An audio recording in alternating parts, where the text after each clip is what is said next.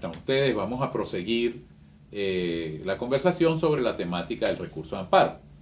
Ya habíamos indicado que el recurso de amparo es el recurso idóneo para proteger derechos fundamentales. Tienen que dominar y saber desde el primer momento que cuando ustedes presentan un amparo ante un tribunal, el prerequisito que deben llevar es definir cuál es el derecho fundamental que está siendo lesionado. Y además, este mecanismo del amparo, aparte de sumario e idóneo, es extraordinario. ¿Por qué es extraordinario?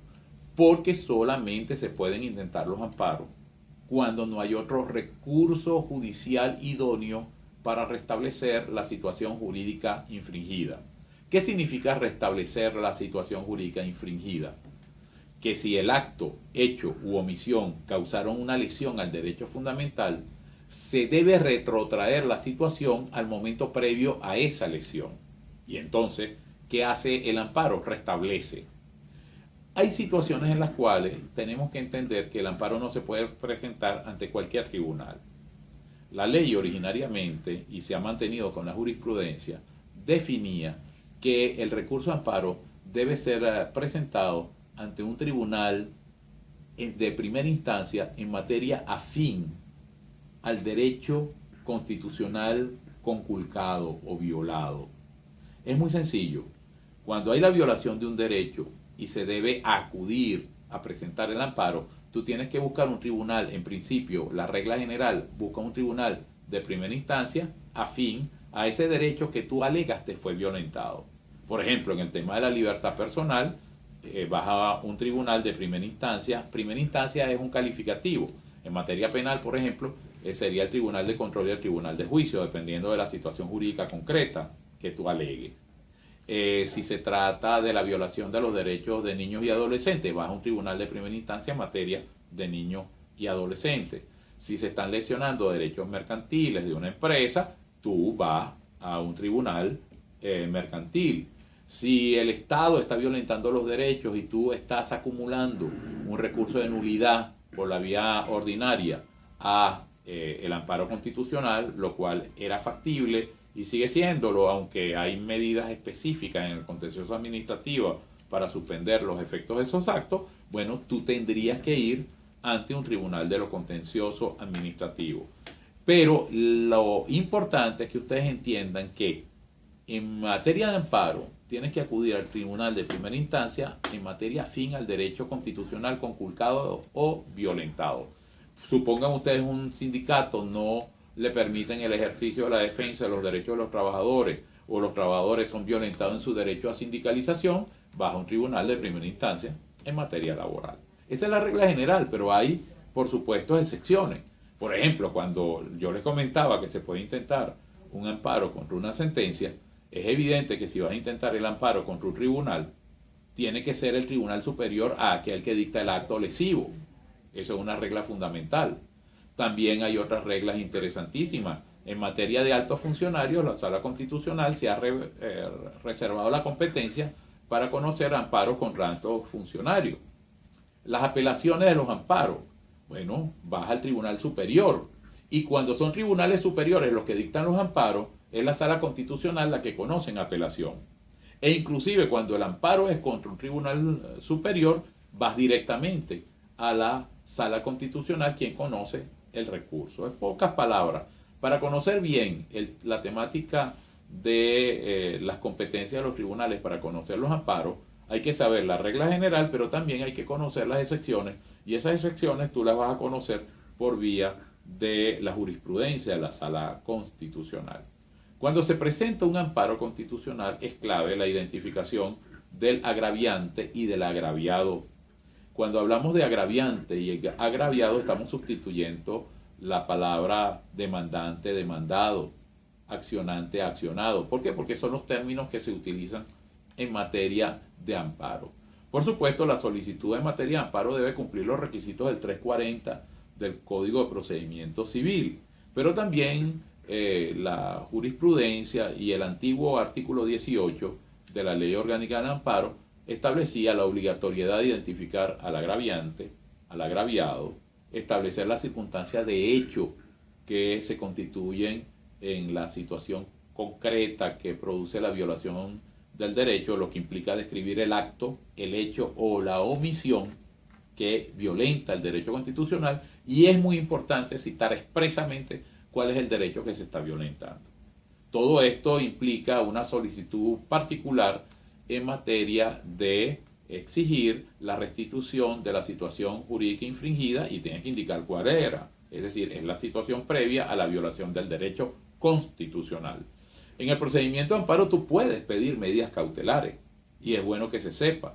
La jurisprudencia del Tribunal Supremo de Justicia dice que a pesar de que es un procedimiento breve, sumario, caben las medidas cautelares para precaver cualquier daño o que se profundice el daño que tú estás alegando.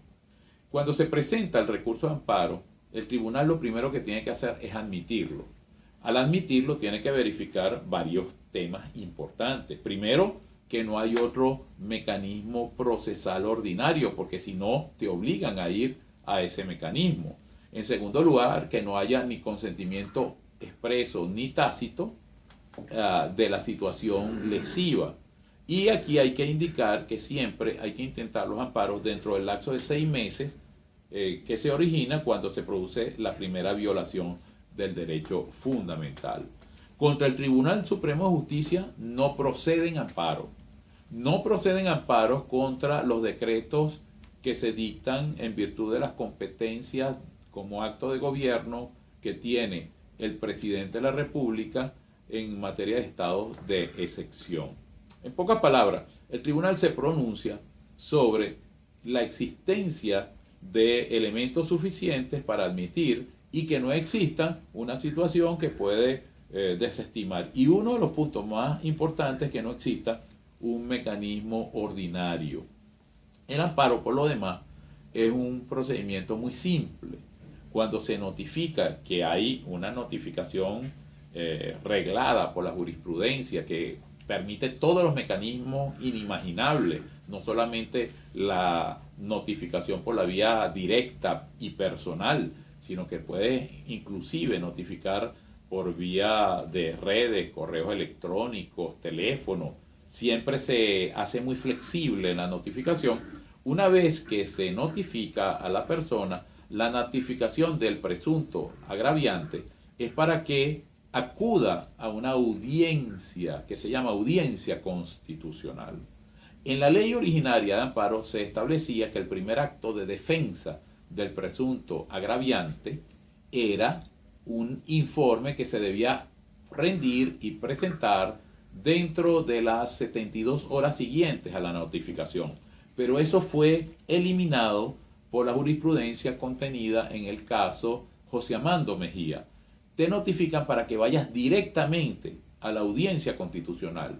Es una audiencia pública, es una audiencia oral, es una audiencia en principio que no puedes presentar conclusiones escritas ni puedes estar leyendo en la misma audiencia, donde se va a producir un debate sobre la realidad de las circunstancias que originan el amparo. Y déjenme decirles algo, en principio la audiencia se vale per se, por sí misma, pero puede darse una circunstancia o una eventualidad en la cual el juez considere necesario abrir algún término probatorio, abrir alguna incidencia probatoria para demostrar los hechos que se están alegando.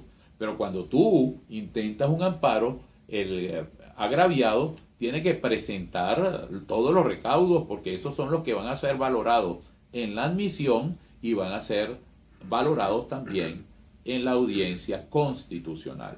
Fíjense que cambió el tema de la connotación de la audiencia constitucional.